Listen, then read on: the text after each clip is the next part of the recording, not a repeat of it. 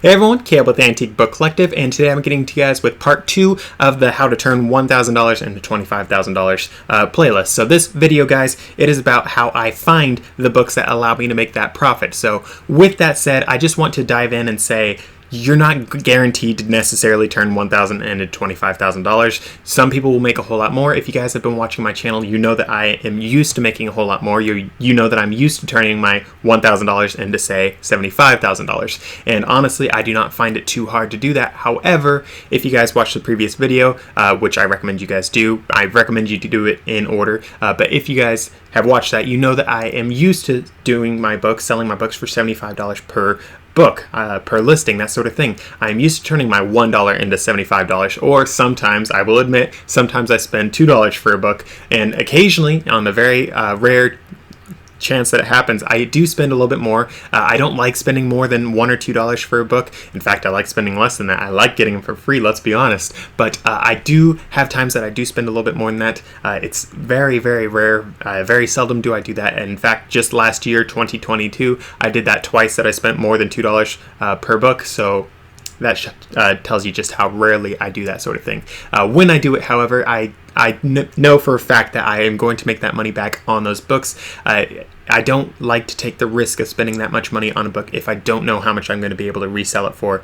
So for me, I am very risk adverse in my businesses. I am a very safe player on these sorts of things. So I know that sounds a little bit weird for someone that's promising, and I'm not actually promising this. This is sort of like a guide on what you can expect. But for someone promising $1,000 to $25,000, I know that sounds like it's very risk taking, but it's really not, guys. I do recommend, if you are going to do this, I recommend that you take it slow. Don't throw in $1,000 on your first trip, guys. When I started this business, it was my first business I actually started, and when I started, I bought a couple antique books here and there and a couple other books here and there that I would sell on eBay. Of course, I was also doing Amazon FBA book selling at the same time, which I did do in quite a larger quantity of books. I did buy hundreds of books for that because I knew the business model well enough based on my research that I had done, but I was not sure on how the eBay business model worked. And in fact, because I wasn't sure how that worked, and because I couldn't find a whole lot of data on how that worked, that's one of the reasons why I'm making this YouTube channel.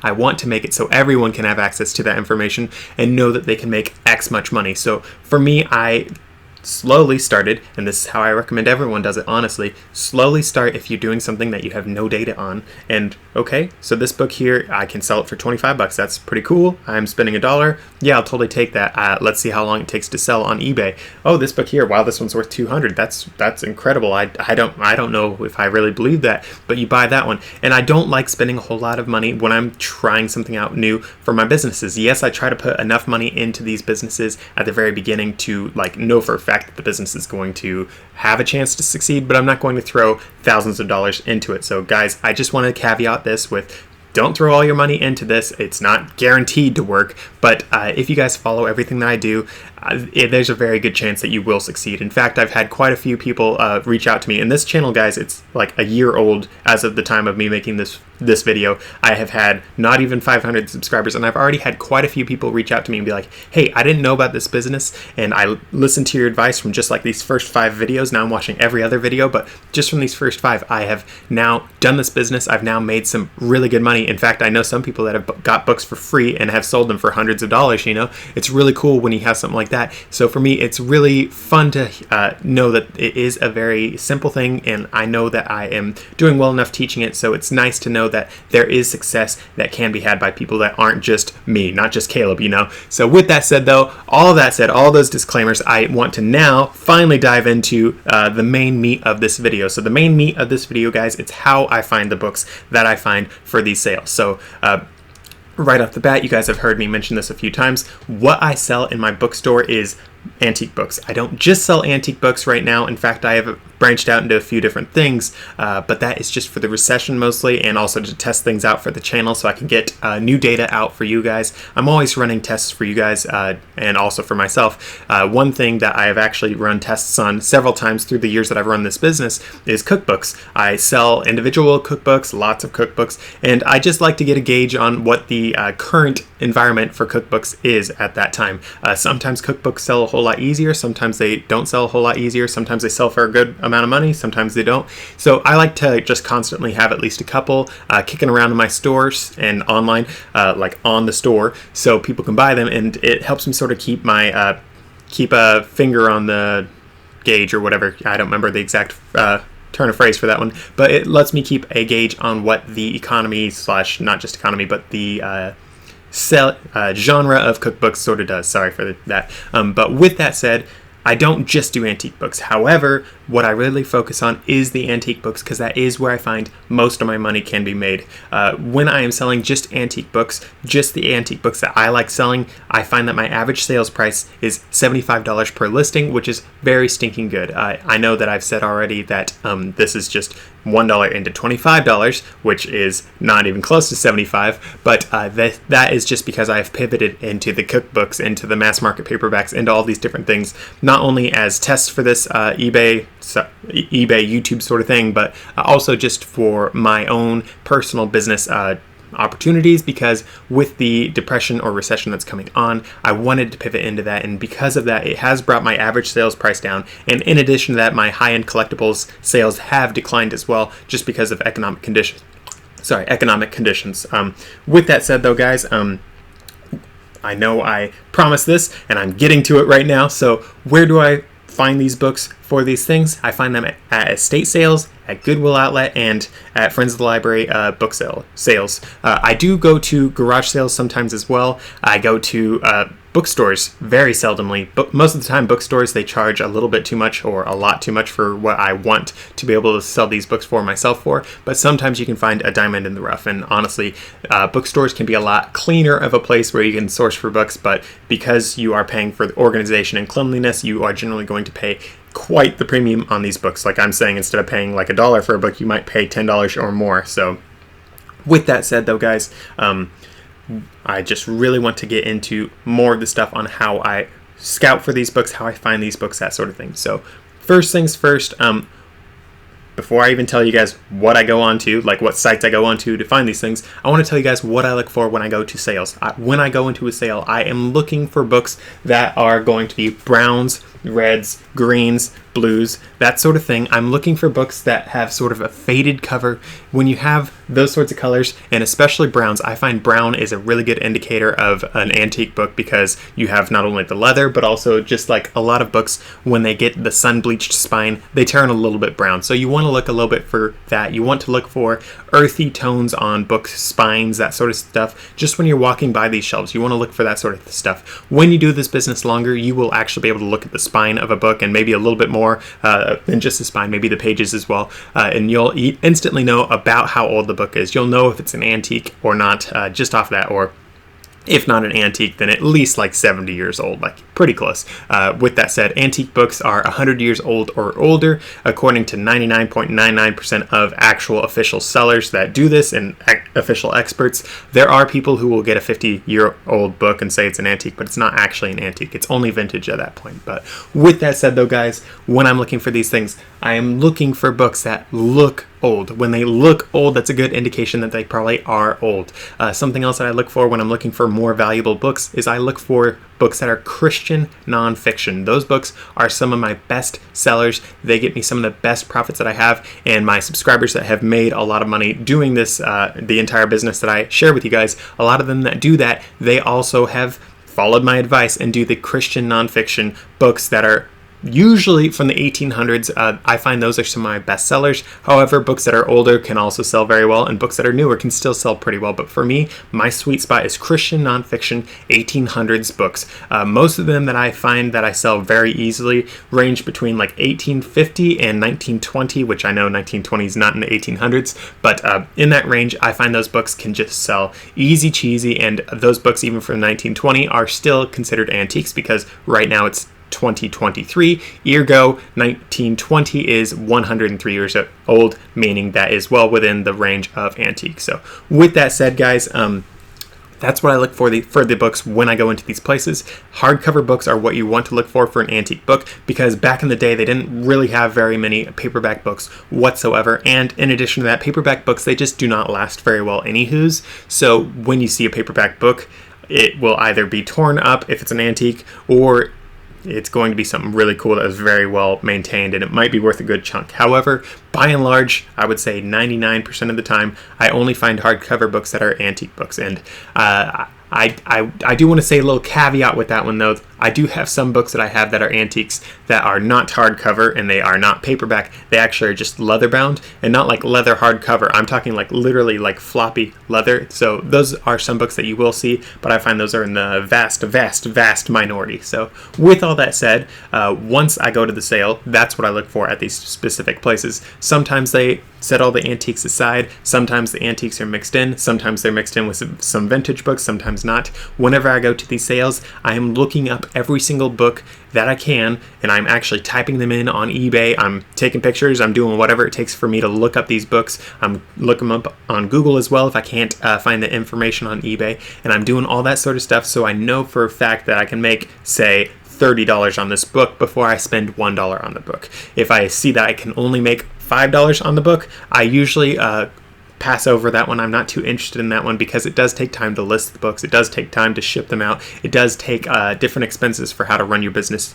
So for me, I like to have floors on how much I like to spend for my books. So my usual floor that I have for my book business is $25 to $35 is my floor most of the time for what I like to look for. This past year, I actually upped it to 45, but then because of the recessionary stuff going on, I did drop it back down. And with the sale that I will be going into more on this playlist, I will be sharing a little bit more with you guys on how I do list some books that are worth less than that sometimes as well. So with that said, though, guys, that's just what I look for when I get to the bookstore. And now, finally, for the meat and potatoes of this video, how do I find these places where I shop for things? So guys, again, estate sales, Friends of the Library sales, and Goodwill Outlet. Note, I say Goodwill Outlet and not a normal Goodwill. I do want to caveat that a little bit right there with sometimes Goodwill stores do have some pretty good deals in them. Sometimes you do have some antique books at some of these actual Goodwill stores. In fact, I have one Goodwill store that I actually drive down to. So I live near Portland, Oregon. I live outside of it. And I actually drive down from where I live all the way down to Redding, California. Redding, California has a Goodwill there, and that Goodwill has some of the best books that I get sometimes. And these books, guys, they're not coming from a Goodwill outlet. They're coming from just a normal Goodwill store. And I've had quite a few antique books from that Goodwill store. So you are not guaranteed to not find any antique books at these particular Goodwill stores. However, I find by and large, Goodwill Outlet is more apt to have a antique book than a Goodwill store will. In addition to that, Goodwill stores, they are a lot more picky on how the books they do, and because they're a little bit pickier, because they look at the books most of the time, these books are going to be a little bit more money than what you will likely spend at Goodwill Outlet. So I find my dollar goes a little bit further at Goodwill Outlet as well. But with that said, Goodwill Outlet, the Goodwill outlets that I've been to are not always the cleanest places. In fact, I've been to quite a few Goodwill outlets before even the pandemic and all the lockdowns and all that fun.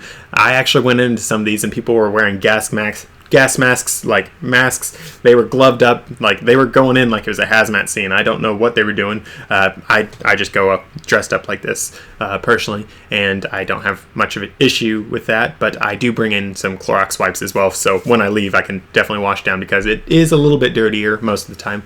But at Goodwill Outlet, a lot of people call it the bins because they actually put all the things out on just like empty bins and they fill them up with whatever stuff. Sometimes they organize it and it's like a bin full of books, a bin full of shoes, a bin full of clothes, that sort of stuff. Sometimes they don't. It depends on the one you go to. It depends on how they run it personally. For them, for me, the one that I personally love the most is the one closest to me. It's on Airport Way, just a couple miles away. I want to say it's like 8 miles from where I live, and I just go there every now and then. I haven't been for a hot minute, but when I went there, I have found quite a few really good books. In fact, my best book I've ever found in my business came from Goodwill Outlet. I paid $2.29, and on eBay, it was according to eBay, all the comps, it was worth $30,000. I did not get $30,000 for it. I want to say I sold it maybe for $6,000, but at the end of the day, that's still a very good multiple on my money.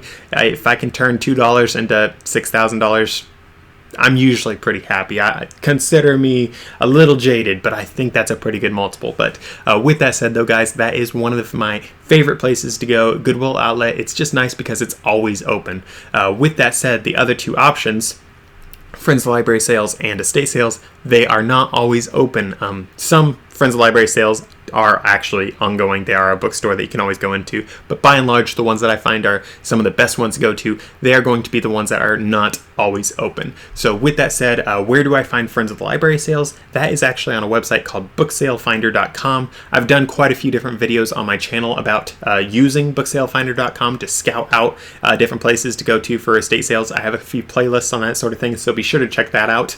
But it's really easy. Just type in booksalefinder.com, click your state, and then look at all the different sales that are going on that month, that year, that sort of thing. There aren't always going to be all the different book sales going on that are listed there. Sometimes there are ones besides those that aren't listed there that you can find, and sometimes those are the really good ones that no one has ever been to because no one knows about them. I find small towns usually will have some of these diamonds in the rough Friends of the Library stores. So for me, there's a small town, really small town that I'm fixing to move to, and I don't think I've ever seen that one on booksalefinder.com, but I went to the place and I was like, oh, look at this. They have a Friends of the Library store. So I went in. They didn't have anything really cool at that one, but it's just really funny to be like, oh, that's really interesting that this is here and I didn't know about it. But that is something that you will definitely see as you do your business. So with that said, we now have Goodwill out of the way. We now have Friends of the Library sales out of the way. And I do have a lot of caveats on what I love about Friends of the Library sales. I've said this in other videos. So again, guys, be sure to check out my other videos. I really get into things there. But with that said, on to the last thing, estate sales. So please note I'm saying estate sale. I'm not saying a moving sale. I'm not saying garage sale. It needs to be an estate sale. It can either be an estate sale because the person died, or it can be something called a living estate sale where the person's still alive and they just are selling off their things so they can say move to Florida or move to a retirement home or something along those lines.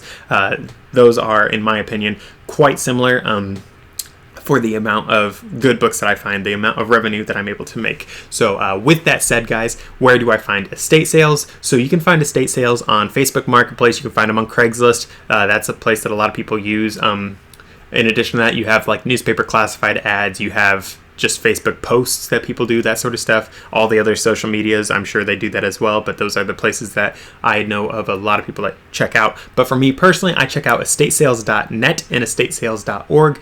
There is not an estatesales.com as of me making this video, at least not one that's actually usable for us. So with that said, those are the two sites, .net and .org, that I go to, and those, it's really easy. You just type in your zip code. You can sign up for our newsletter, I think, on both of them, and they will like message you every now and then, sometimes a little too much, cough, but those can be very nice to check out as well. You will find all the different estate sales, and for me personally, I love going to estate sales.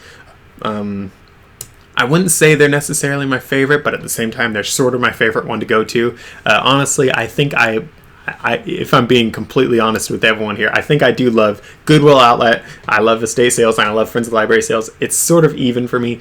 Personally, I think Goodwill might be a little bit below the other ones because they do charge a little bit more than what I like paying. But in addition to that, it's a little bit filthy sometimes as well. But by and large, because of the really good books that I can find at Goodwill Outlet, it does make it a little bit cooler at the same times too. But with that said though, guys, something that I love about estatesales.net and estatesales.org is the people hosting these estate sales. They will actually post pictures of the things that they're selling. They don't always take individual pictures of books so you can like look up the actual title of the book and the year and all that sort of stuff and see how much it's worth before you go there. But if you get a good eye for it, and if you can actually see through some of the blurry photos they'll take, you can actually usually like look up a book, or you'll remember a different book and you'll be like, ooh, that one there is worth $50. That one there is worth $25. That one right there, if that's what I think it is, that one's worth $1,000. I am so going to this sale. That is something that you guys will do as you get along in this business. So that is something that I personally look for. Even after doing this business for all these years, I still put a lot of time into doing my homework before going out and doing these sales. And in addition to that, guys, I'm not just doing estate sales near me. I'm not just doing Friends of the Library sales near me. I'm not just doing the Goodwill Outlet near me. Guys, to make the money that I make in this business, which is, as you guys saw, just at one estate sale, I was able to buy $25,000 worth of merchandise, likely more, with just $1,000. Because I drive, I'm able to do stuff like that. Luckily for me, this one sale that I did was actually relatively close to me, but I know of plenty of people that are only going to drive, say, a mile from their home and then be like, oh, I didn't make $1,000. This business is a load of crock. You're lying to me. Da da da da. But for me to make the money that I do drive quite a lot. As you guys already heard me say, I drive from where I live all the way down to Reading. That's like 8 hours or something like that, just one way, depending on traffic. I think I had one time. Well, to be honest, guys, I had one time where it took 3 days to do it, and that was just because I got stuck in a snowstorm. That was not fun. But by and large, it generally takes about 8 hours for me. And then I've driven all the way up to Seattle. I've driven all the way over almost to the Idaho border.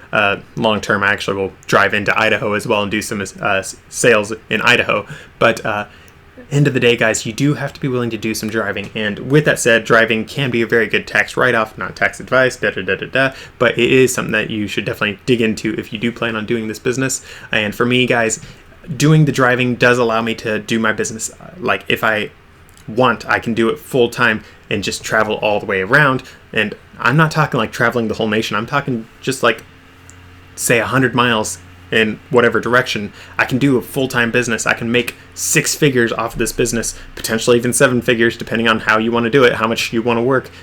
You'll need employees if you really want to do it 7 figures very well. But there is a lot of things that you guys can do, a lot of things that you should do, that sort of stuff. And again, guys, I will be getting into the numbers. I'll be getting into all the other caveats of doing this business, not only later in this playlist, but on my channel as well. So I hope this video was able to help you guys a little bit at least. I know I didn't just get straight to the meat and potatoes of it as quickly as I will in other things, but it was because there are a lot of things that need to be said before I really try to promise you the world, because I'm not here to promise you the world. I'm here to promise you reality as best I can. So with that said, guys, those are the places that I like to go to scout out books.